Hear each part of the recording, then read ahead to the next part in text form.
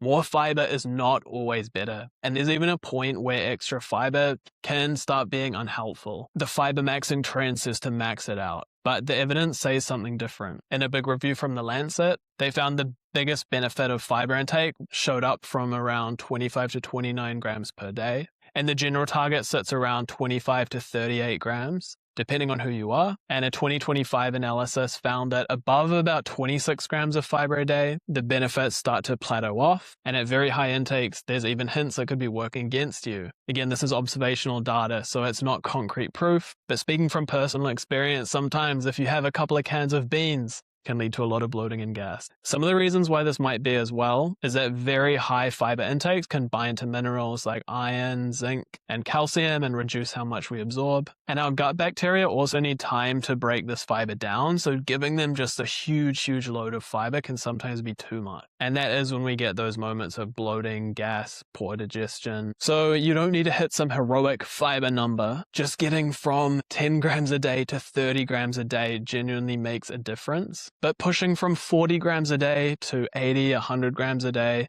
probably doesn't. And it might even be working against you. The goal was never to max it out and redline that fiber intake. It was just to get to an adequate number. And this is exactly why so many people jumping on this trend start to feel so bloated and uncomfortable.